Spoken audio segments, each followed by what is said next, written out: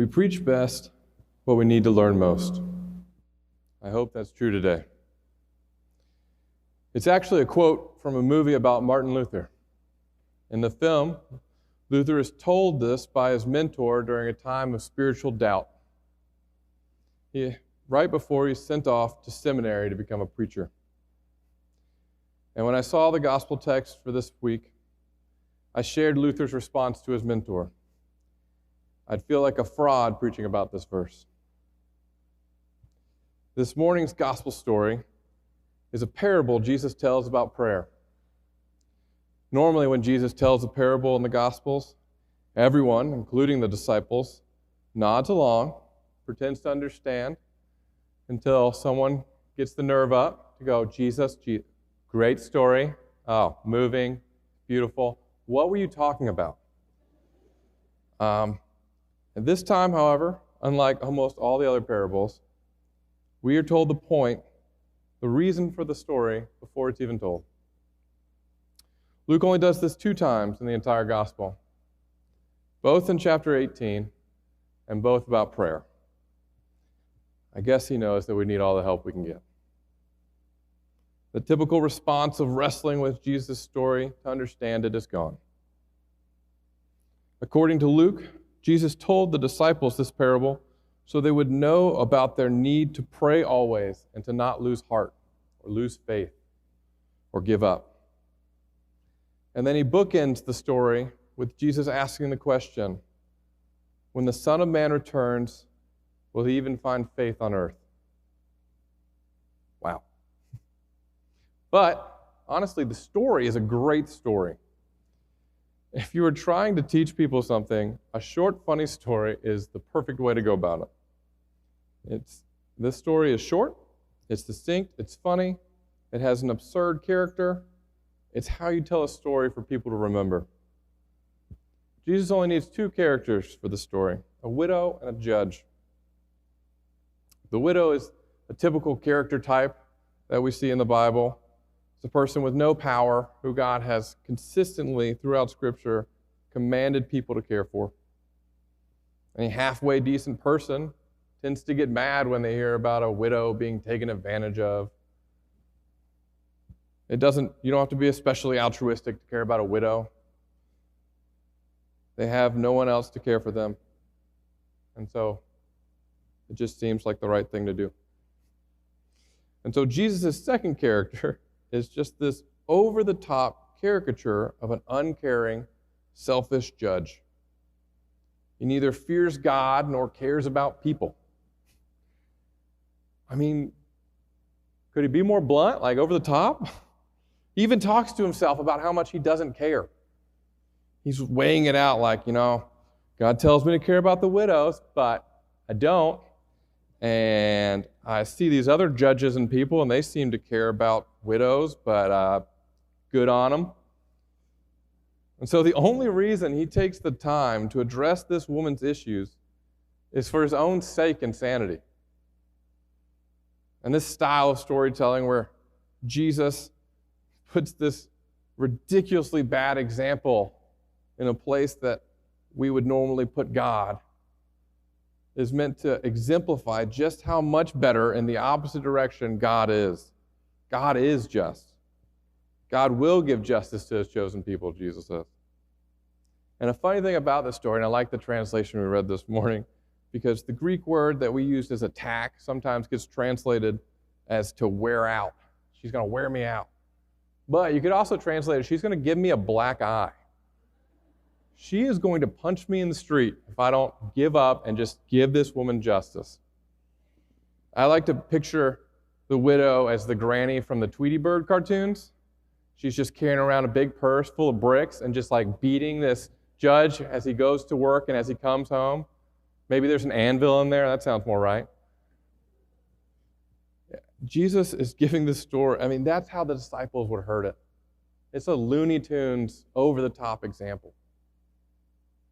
It's a great story because it's an easy one to bring to mind. Like, prayer. What am I supposed to... Oh, the persistent widow and the unjust judge. That's right. I'm sure the disciples later in life were like, what would the widow do? Keep praying. It was a funny way to remember their need to pray and to remind them that God will be faithful to answer their prayers and to keep communicating with God and praying to God even when things seem to take time and injustice seems to be prevailing. So if I seem to like this story so much, which I do, why, as I mentioned at the beginning, would I feel like a fraud preaching this story? Well, because right now, I am in the long time of injustice, or at least what feels like injustice. I'm wrapped up by the unfairness of life. And God feels uncomfortably similar to the unjust judge to me right now. If I'm honest, I feel like I'm at the point of losing heart. So the first verse, when Jesus told his disciples that they should pray always and not give up, that felt like daggers to me. It felt a little too close to home. Because I feel like the last few times that I have prayed and prayed and prayed in all earnestness and begged God to intercede, to work a miracle that I believed he could perform, he has simply chosen not to. And I hear this story in the context of having prayed for my mom's health constantly for 3 months as I was moving back to the United States, only to get back and have her pass away the next day. And I hear this story in the context of my cousins who lost their father last November, only to suddenly also lose their mother 2 weeks ago.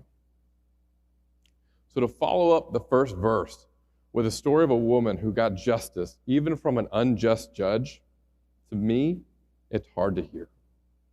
It sounds like a cruel fairy tale. Like, I guess I just wasn't persistent enough, or didn't have faith enough, or God just didn't feel like it enough to intervene. It's just not the story that I needed to hear about persevering in prayer right now. And my perspective of prayer is off. I'd admit that. But what I needed to hear was what happens to a faithful man who prays, earnestly prays, believes that a miracle can come, and then has to deal with it when it doesn't. So I asked some friends and family this week, and on a side note, our faith is communal, as Katie said. It is not meant to be lived alone, and we need each other, especially when we are in hard times and in dark places. But I asked them, what do I do with this idea to pray constantly and have faith that God will act? Because that's a struggle for me right now. And one of them said, what about Jesus in the Garden of Gethsemane? And I was like, cool, yeah, no, I've only been reading this text for a week, and I didn't even make that connection. Good thing I'm a preacher. So I did. I looked at Jesus praying at the Mount of Olives. It's just a few chapters further along in Luke 22, verses 39 through 46. You're welcome to look at it later as you take your bookmark. And we see Jesus. It's during the week before his death. And he had this routine of bringing his disciples back to the Mount of Olives to pray at night. And he tells them to pray. And he says, pray that you don't come into the time of trial. Or as we prayed this morning, lead us not into temptation. And Jesus then went off a little ways. He prayed, God, take this cup from me, but not my will, but your will be done.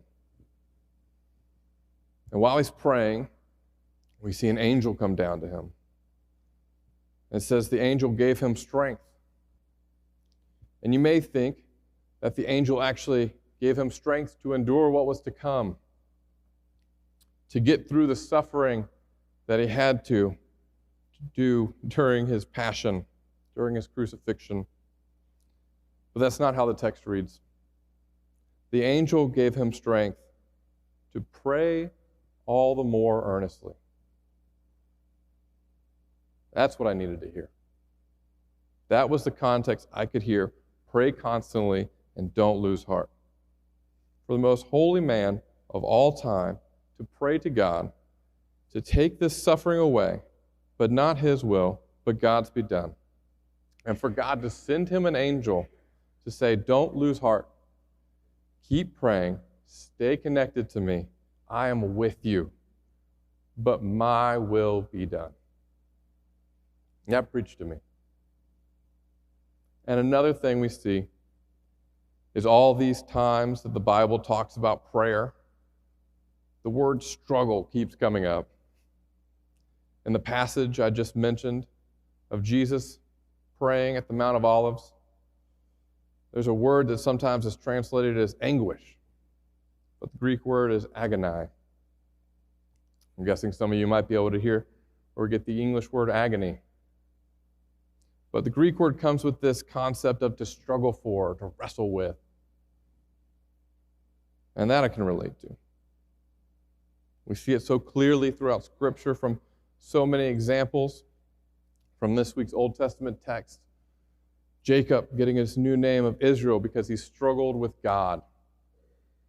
To the early disciples and other early Christians seen throughout Scripture, there's this constant connection of prayer and struggle and struggling in prayer. And that I can do. I can pray. It won't be pretty, and there's going to be some angry words between me and God. But God can handle that. And so I will stay connected with Him.